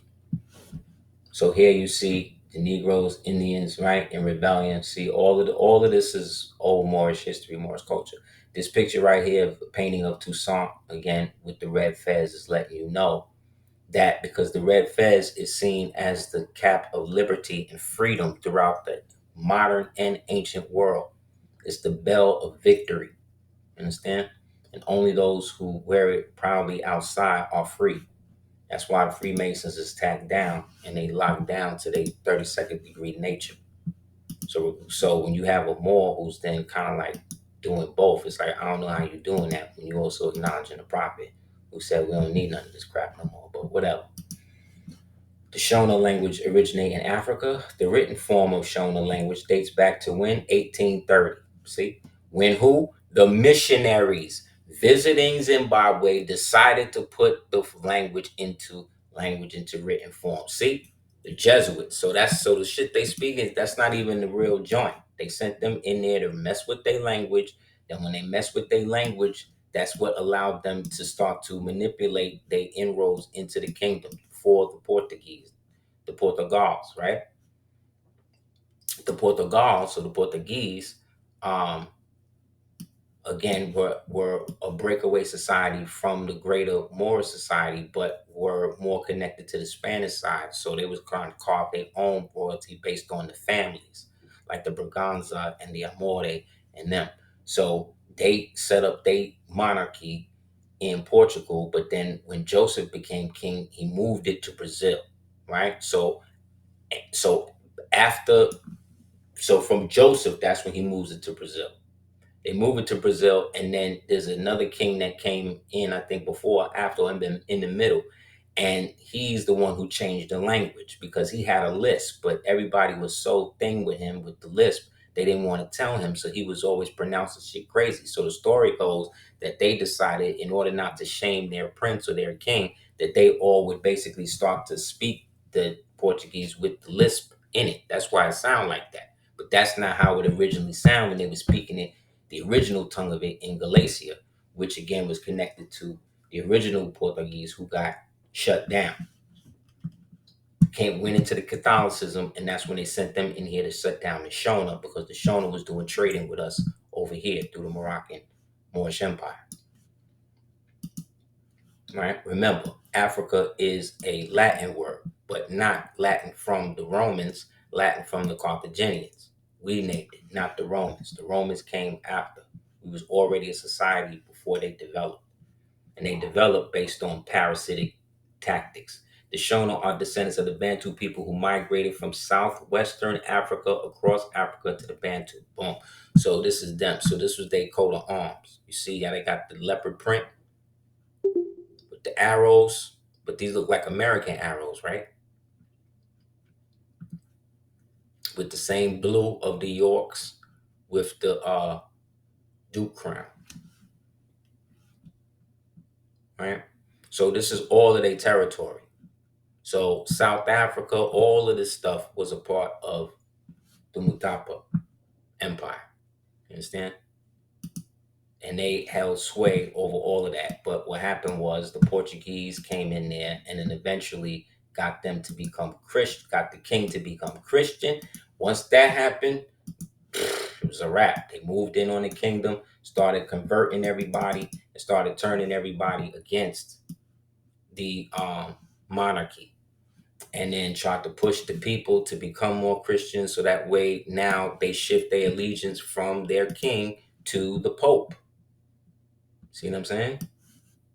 Because the Pope is the king, and then he becomes king as God of them, and then they were able to absorb them, shut down the Monotomapa, excuse me, Monotom- Monomotapa Empire as it originally was, and then absorbed it basically into that. Then conscripted the males to under the Christianity thing as loyalty to the Portuguese king, melanated light skinned king, to then come over here and fight against us as mercenaries for them as Christian mercenaries. And then that's how they got caught up. That's how we beat them. That's how we took them as prisoners of war and then um, put them into the camps, aka the plantations, to work the thing. So the white boys, the white ones got put into the plantations in the north, which was the tobacco plantations and all of that. And then the other ones got put into the prisoners of war. The dark skinned Africans got put into the what you call it, the south. But yeah, Tartary in Africa was the Monomotapa Empire. You don't hear nobody talk about them. Nobody talk about them. But you seen one of the pictures of Moene, one of their kings. Seen that picture before, right? Look at the colors. Look at the colors on the reef. What's that? Red and green, right?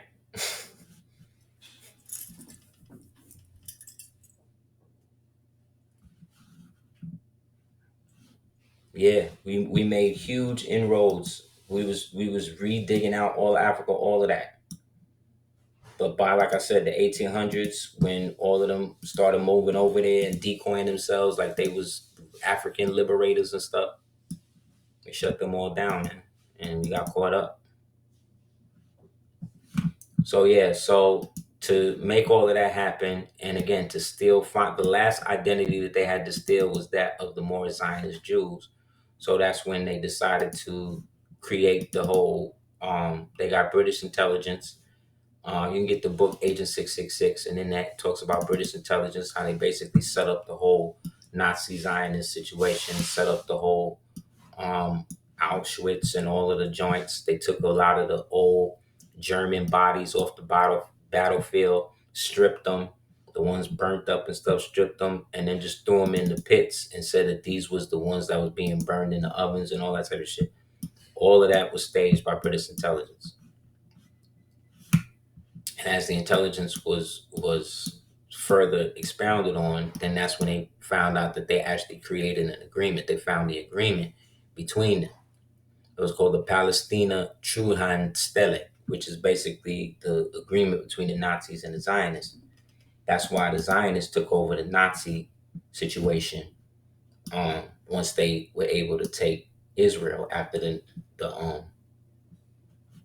Intifada, in which the three terrorist organizations, Yehud, um, get the other two, Yehud and these other two, formed and got together, and they formed the first Israeli government. All three of these terrorist organizations, funded by British American intelligence. Yep, all to not only take the birthright, but to change the complexion of what was really happening with the black Germans, the black Axis powers, and the melanated Axis powers and stuff that were working to reestablish the original people's monarchies around the planet.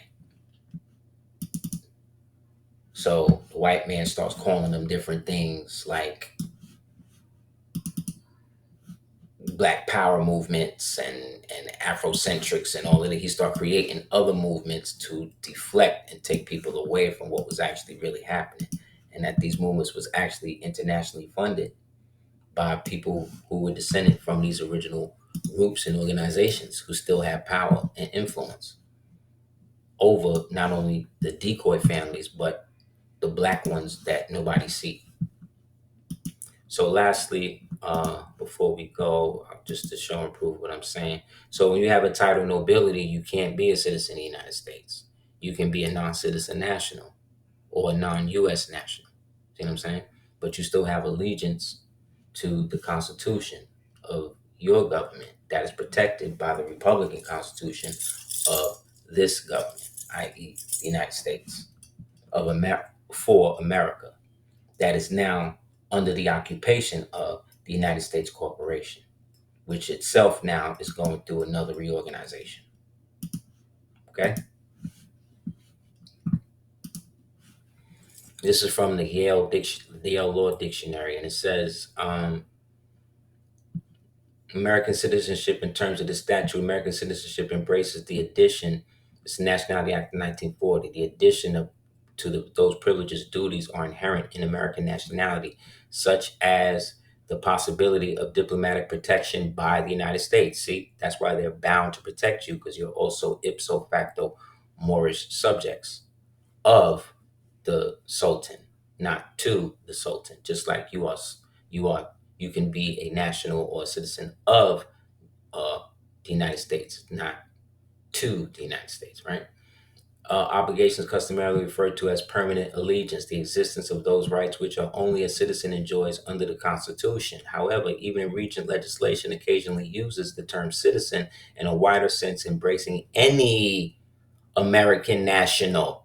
You see that? So a citizen can be any American national. Okay? But you got to be American. Filipinos, before the independence of the Philippine Islands, are most conspicuously recent specimen of American non-citizen nationals. It has been suggested that before the special statute made American Indians citizens, they should have been considered non-citizen nationals. So they're showing you that the American Indians were the Moors, right? And should have been considered non-citizen nationals. Then he goes right into this. Lawyers who, at the earlier period of American history, denied to free-born free Negroes of status of American citizens. What is that? A native-born free Negro? Right after you just said American Indian, when I just told you went from Moors to American Indians to Negroes to Negroes to black to colored to African American, to Afro American, free Negro status of the American citizens, but nevertheless held them eligible for what? Diplomatic protection of this country.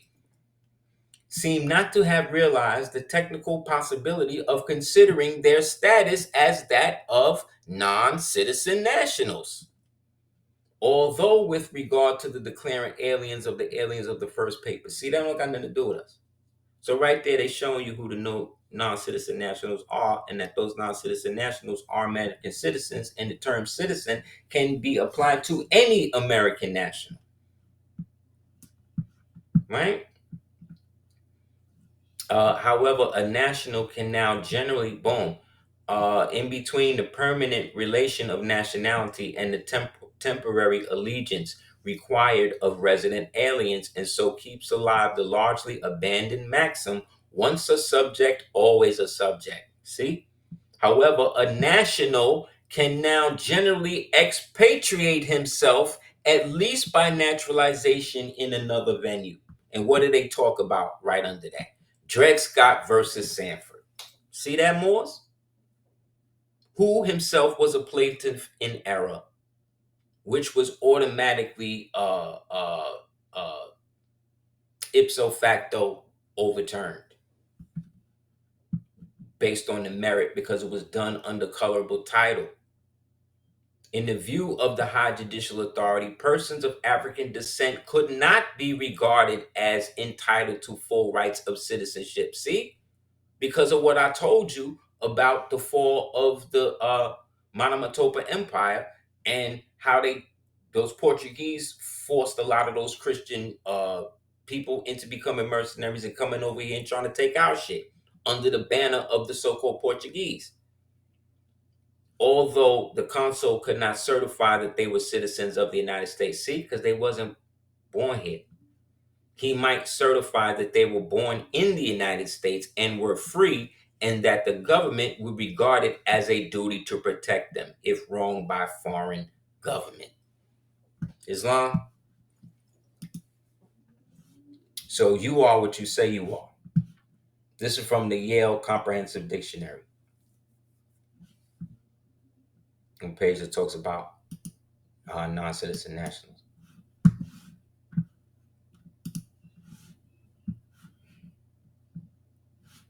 So that's the play they running. They trying to get everybody to expatriate themselves from their own people by taking on the false designation. So once you declare the name, then you declare it in a manner that's outside of their purview, and then you put them on notice of that. Then the change now has to happen because you've rescinded that element of their trusteeship, which then allows you to take the asset base that was left over from that and apply that now into a new trust because the instrument is still in your name, thus allowing you to redeem yourself in the eyes of God, the generator, operator, destroyer, who is you, who then puts that trust in God, right?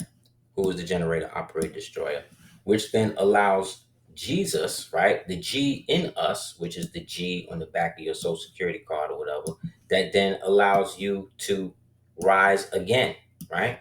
To be born anew, meaning to come into a new billing cycle in which now you are held harmless from your liability of being a dead person who was insured under the Slavery Act, right? That was created to separate, disassociate you from your birthright. It's really simple. And then everything else falls into play because the theocratic Salic monarchy, let's say the Moorish Science Temple of America, I was told by D. Bailey Ill, blessed dead before he passed, that, well, not personally, but, I read that he wrote that it was a theocratic Salic monarchy. So when you look up the word Salic, that brings you back to the times of Clovis.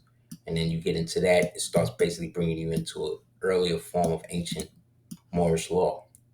So this theocratic Salic monarchy, we call the Moorish Science Temple of America, Divine National Movement, right, is also is expressed as a religious body politic in corporate. See what I'm saying? That's how it expresses itself. And in that expression, we all part of that express trust through uh, the adoption of the principles. See what I mean? Which then conform to the Trademark Act that says that we're supposed to, once we have agency in a Moroccan port, this Moroccan port at this point being the temple, we have the right to go back to the organ of the Old Moorish Empire through, the Divine National Movement, which is then the organ of the Old Moorish Empire. See?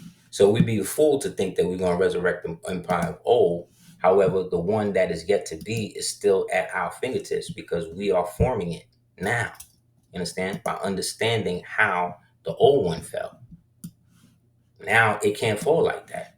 Whatever the new one going to be, it's going to be something even better because now we've learned from the past and we've been able to redeem ourselves, which means now we enter into the gates of heaven, right? Which is a life free of debt, right?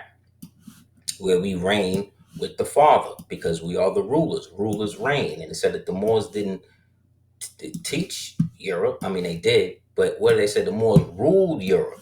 That's what the Elder Moore told me today. He said the Moors ruled Europe. So to rule it, you see what I'm saying? We got to get to the level where we're thinking on that level of ruler, right? And a ruler has what, 12 inches, right? So that means we got to master all 12 months, which is really 9, which is really 8.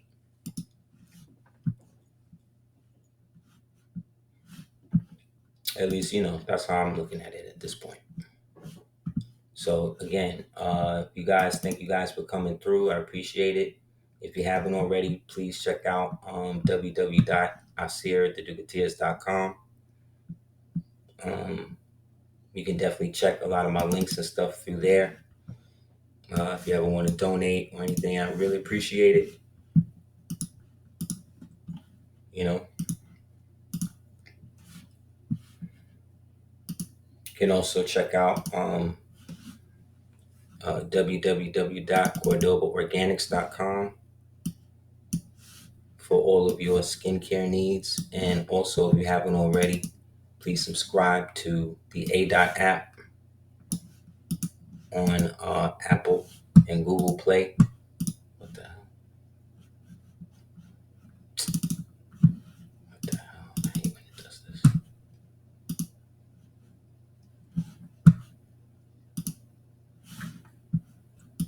Yeah, it'll be. You can check that out if you haven't downloaded or subscribed. If you have subscribed, please resubscribe. I greatly appreciate you. Definitely gonna have some other media coming up soon for everybody to check out. The stuff I've been working on, some books that I'm working on. Um, Definitely that. Yeah, please check out Dark Scope 418, the world's most dangerous comic book novel. It's also up on. You can get the payment link. You can get it directly at dugateers@gmail.com. I'm sorry. Um, www.isaydatodugateers.com. Dugateers, dugateers@gmail.com, where I receive donations. I had to stop that because somebody was trying to do some crazy stuff. So definitely, I thank you guys for the support. I really appreciate it. Anybody have any other questions?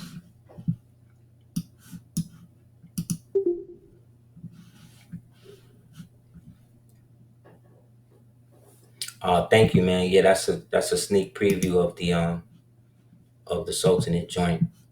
We're gonna come out with have a preview up there. So I appreciate you checking that out.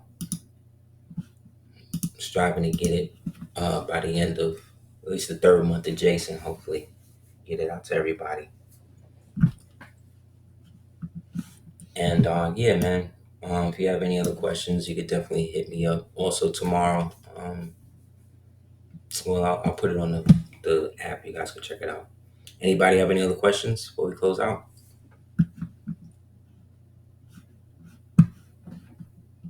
Okay, cool. Thank you guys for the participation. I really appreciate the $30 to Cash App to money sign capital DS 418.